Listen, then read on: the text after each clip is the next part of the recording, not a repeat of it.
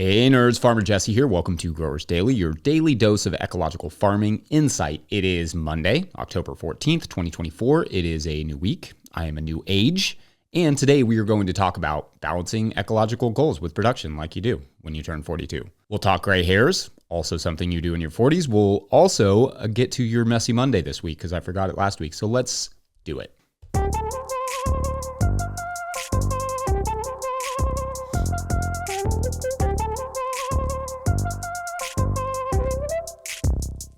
All right, well, I had a good birthday weekend. I coached soccer on Saturday, and both of my teams won.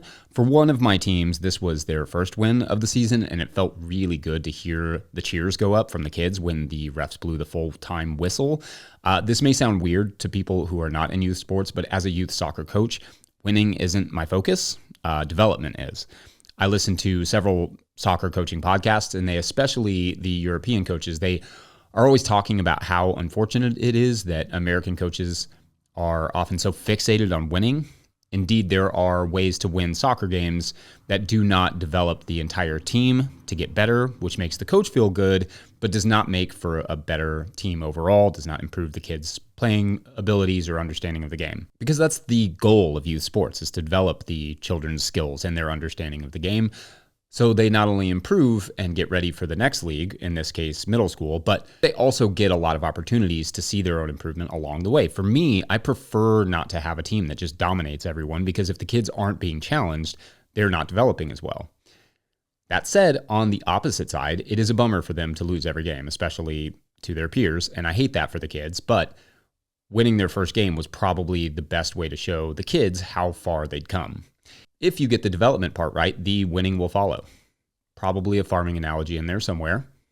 Oh, and as of right now, this Friday, there will not be a show. I have an event up in Louisville called the Kentucky Composting Conference. I'll post a link in the show notes. I will be speaking there, and so instead of just putting out a rebroadcast of an old episode or old interview that I did, I have decided if I can't do a show, I just won't do a show. I debated this for a while, but then I realized that I don't personally care for rebroadcasts when my favorite shows do them, unless there are substantial updates to the story, which maybe once I can afford to hire a producer, we can do that sort of stuff. But rather, I usually just prefer to use that time to catch up on other podcasts when my favorite podcasts are doing rebroadcasts. Also, this isn't a radio station where the space has to be filled, so why force it? If I can randomly get a daily done this week, an extra one, I will, but otherwise expect no show this Friday. If you want a show, I suppose you'll have to come to the composting conference in Louisville. It is a great town if you've never been. I mean, the Speed Art and the Louisville Slugger museums on their own are enough, plus it's the home of Racing Louisville, so official women's professional soccer team of No-Till Market Gardeners, who lost this weekend, but they play Portland Thorns on Saturday. So perfect. There's your plans. Good news is that I do think there will be a regular Farmer Jesse video for you YouTube folks that Sunday. Hopefully it'll make up for that Friday a little bit. Oh, and I keep forgetting to mention this, but my next event of the conference season, one that I will be in person after this composting one, is coming up in Evansville, Indiana on November 16th. I will link that and all the other stuff that I'm talking about in the show notes. I am not doing many farm conferences this year, which I say every year, but I kind of mean it this time. So if you want to see me in person, you will have to jump on one of the conferences I announce here in the coming weeks, like this one in Indiana or the Kentucky Composting Conference. I love conferences, but I don't love being away from my family. So yeah, I'm keeping them minimal and mostly sticking to some places and events that I have not done before. Like any good daily farming show would do on a Monday, I want to kick today's show off with talking about hair and specifically gray hair. Obviously, I have some gray hair and have been growing gray since I was 19, and it's honestly never really bothered me. When I first discovered my gray hairs, and at that young age at 19, I was like, cool, I'm going to look like Richard Gere. Unfortunately, that never really happened, though to be fair, at the time Richard Gere would have been in his early 50s and not 40s, so I still have some years to keep drying, but my hair did turn gray pretty fast, and it has been majority gray for a while now. Recently, though, I came across a New York Times article called "Can Stress Actually Turn Your Hair Gray?" And I learned some interesting things that I didn't have anywhere else to share them. So to your good fortune, I have a show where I get to talk for half an hour on basically whatever I want. So that's fun. And since I'm a farmer, clearly all of it relates to farming. So first, hair goes gray in general because cells called melanocytes, I think that's how you pronounce it, which every hair follicle has and gives the follicle its color. When those get damaged or decrease somehow, that's when your hair starts turning gray. Pigments in our hair help protect us from the sun. So it's a bit of a bummer to lose those, but it also generally happens at around 40 or 50 years old for most people when those cells do not regenerate quite as fast. So graying has also become a symbol of aging. And there are many factors for what causes the graying, from diseases to genetics to medical conditions or alcohol. Considering the drinking habits of my 20s and 30s, I felt seen with that one. And an over or underactive thyroid, but is stress among the factors that cause gray hair? That's kind of what this article wanted to attack. First, it's really hard to test this sort of stuff because you can't ethically subject people to stress. And like many diet studies, you are often relying on self-reporting, which is by and large not all that accurate. This is why human health is so hard to study. You can't control the conditions, the food intake, etc., for long periods of time with any sort of reliability. But there is some evidence that stress can also contribute to graying, and I really love the design of one of the studies, albeit too small to really glean much of a result from.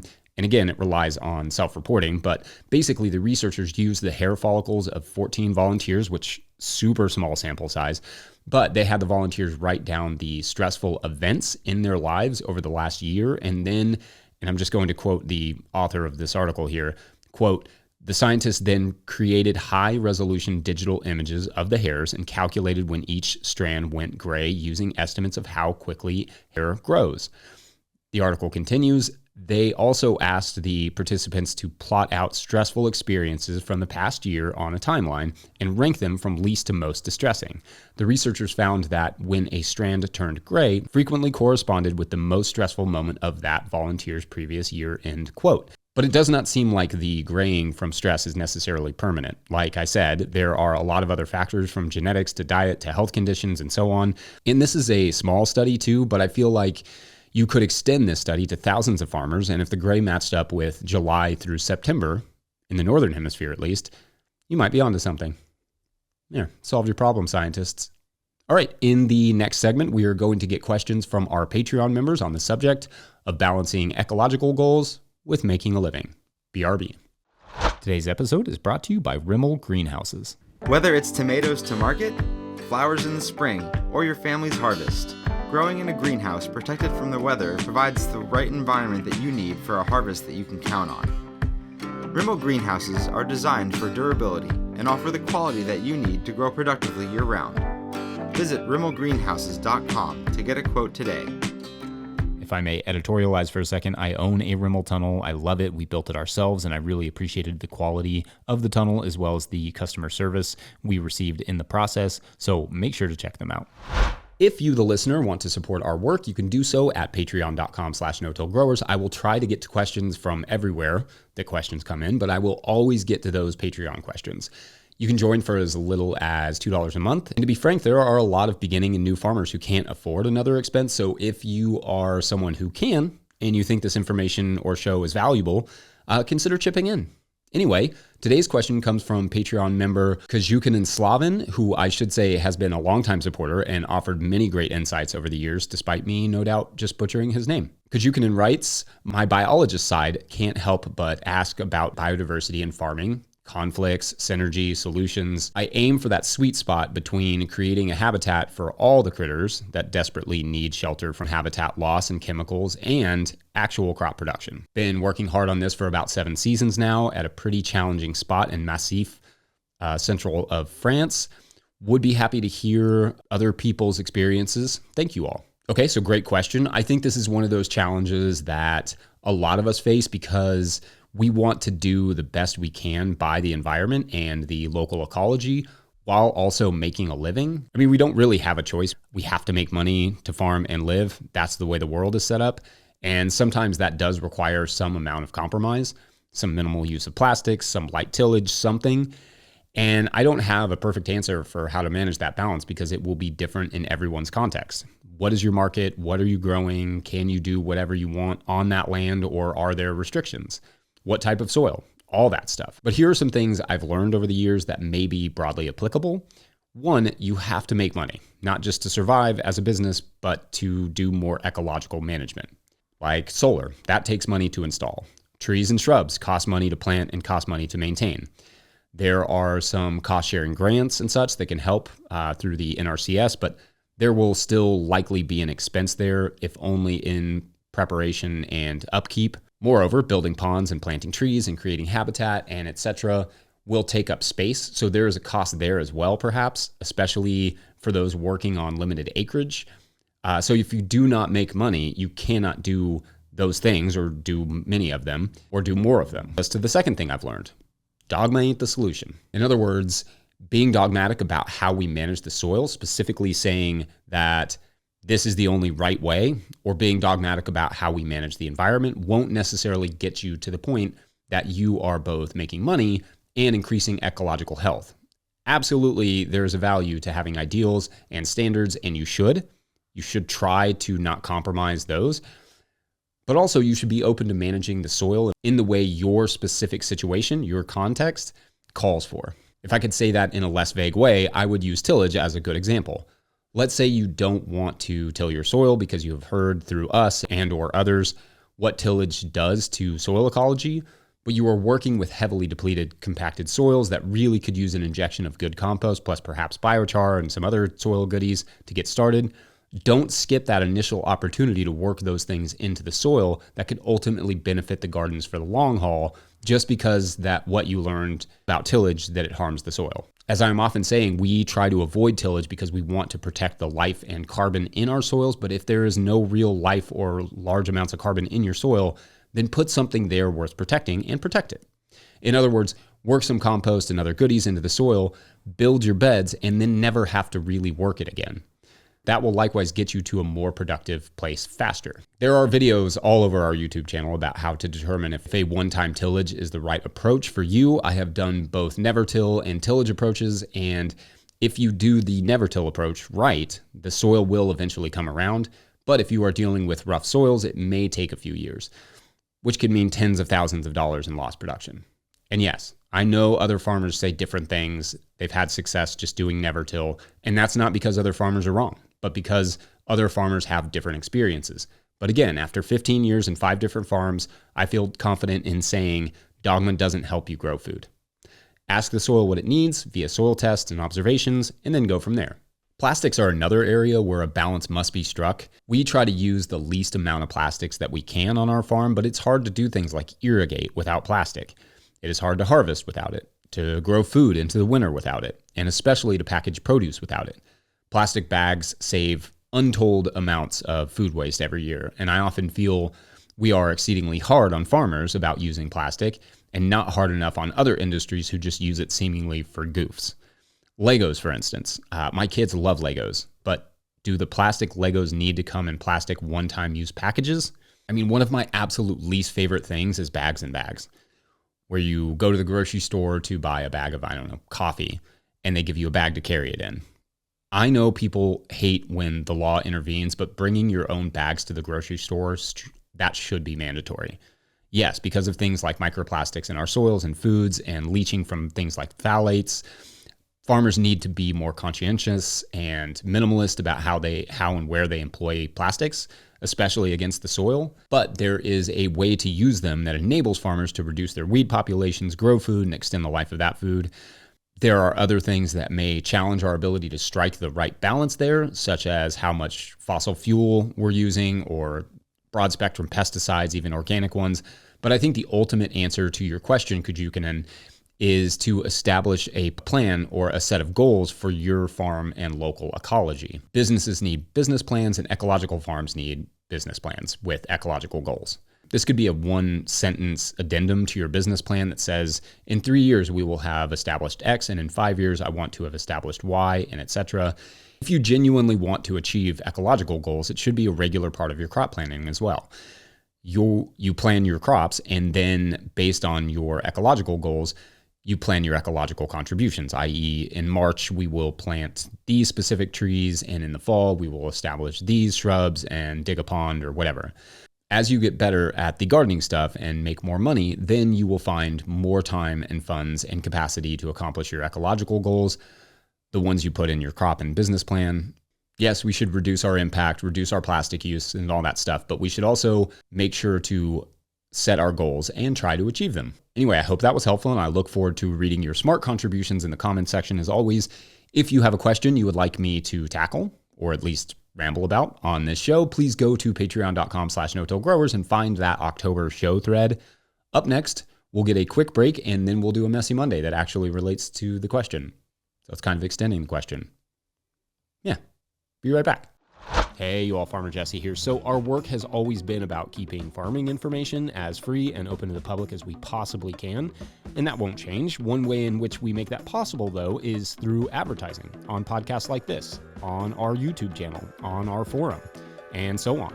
So if you are a small farm-related company selling seeds or tools or something growers could use, or if you're an organization putting on some conference or offering a grant or something else farm-related that I'm not thinking of, get in touch with us at Farmer Michelle at no-till-growers.com. That's Farmer Michelle at no-till-growers.com. Supporting us helps to grow this work and grow farmers. So we all thank you. Again, that email is farmermichelle at no-till-growers.com, or you can find our contact information at no-till-growers.com. All right. Thanks, you all. Enjoy the show. All right. It is Monday, which means Messy Monday, which, yes, I already forgot about last week in the second week of this show, which itself bodes well for the future of me starting traditions. Yeah. So anyway, this week's Messy Monday is about an interplanting trial I did that shows potential, but is not quite there yet. This is actually a bit of an update on a video I did where I discussed this particular trial, which I'll post a link to in the show notes. First, I like interplanting a lot, but it also adds a whole other level of complication and complexity and is not a necessity at all times. In line with the last segment, not every bed has to have multiple different crop species at once, even though, yes, diversity is good for the soil. There is just a point at which it can really, really complicate matters, and neither crop will do that well necessarily. The ideal interplantings do not affect either crop negatively. Like planting beets or lettuce underneath tomatoes when they're young, I never have an issue with that so long as the tomato transplants are still young when you put them in and you transplant not directly sow the lettuce or beets next to them at the same time. The tomatoes grow fine, plus the beets and lettuce do well, and those are removed before the tomatoes really take over the bed and start shading them out or needing the space. Lately, I have been interplanting my tunnel tomatoes in April into carrot beds that I sowed in January to Mokum. Mokum is the name of the variety, and it takes about 60 days to mature. Carrots come out before the tomatoes really take over the bed, and it's a nice little relay. But anyway, the trial I want to talk about or update you on is that a few years back, I accidentally seeded fennel and lettuce into the same block. I blame this on the lettuce having obnoxiously camouflaged seeds. But anyway, after a few days, we started to see both crops germinate, and I thought, well, clearly we'll have to plant these and see what happens, right? And well, we got heads of lettuce, and then a couple weeks later, we got fennel. Now, there was a lot of awkwardness about this because sometimes cutting a lettuce head, you would damage or cut a fennel bulb entirely off. And also, I do not sell an nth of the amount of fennel as I do lettuce, so the utility for this pairing was low. But I saw some potential in the idea of double seeding, using one soil block, we use soil blocks on our farm, one soil block to get two crops, thus cutting both planting labor and blocking labor in half. Oh, if only the world were so simple. So what I did was I started trialing this with crops I could use more of. I started working with dill and cilantro and seeding all of our head lettuces with those seeds as well.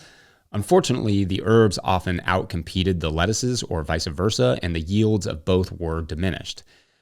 I also tried just sowing cilantro under lettuce that I was about to transplant, but there must be some allelopathic effect from the cilantro going on because it slowed down the lettuce by at least a week, if not two. And now it is basically a weed, also called a mess. Perfect for today. So I'm not totally abandoning this idea of double seeding. I feel like there may be, or there must be a combo out there that makes sense, or maybe I need to be pairing longer season crops, more like fennel, but maybe something like parsley that I could use more of. Maybe that would work with lettuces or with even shorter crops. In reality, those sorts of double croppings, like the famous radish and carrot sowing, for instance, where you sow the two together have never really worked that well for me. And even indigenous pairings like corn and beans and squash are often traditionally and strategically sown at different times to maximize the growth and speed of each crop. So by and large, I recommend sticking to the pairings that work well, like those outlined in the Living Soil Handbook, which, when you get it from no-tillgrowers.com, supports our work, or just practicing a longer game view of soil diversity where you are getting multiple crop species in a bed over the course of the same year as opposed to the same time. I'm not a huge fan of planting the same crop species in the same bed multiple times in a season, but I will talk about that another day because there's a lot of interest in that idea that growing the same crops improves the microbial populations for that specific species, which in short, maybe it does, but it also increases your risk of disease for those crops. So it's not generally a good idea. Anyway, again, I'll talk about that another day. Otherwise, I'm going to wrap it up there. If you are watching this on YouTube, make sure to like and subscribe. Also, I'd love to see where you are listening. Tag us in your field or office, in a post or in your stories on Instagram this week and show us what you're up to and where you're listening to me rant about gray hairs. We're No-Till Growers on Instagram, or just let us know in the comments or wherever you let people know things. That is very fun for us. Shout out to Willie Breeding for the theme music and the crew at No-Till Growers for all their support. Jackson, Michelle, Michael, you all rock. And all of the hosts, you all are amazing. Every day of October, I am shouting out new members of the Patreon page who make this show possible at patreon.com/no-tillgrowers, and those who just bump up from one level to another as well. I would love to get at least one new member every day. As the old adage goes, one can never have enough names to butcher. Maybe I made that adage up. I don't remember. I do a lot of talking. Our Patreon members are killing it with questions. So if you want your question answered, that's the place to go to ensure it happens.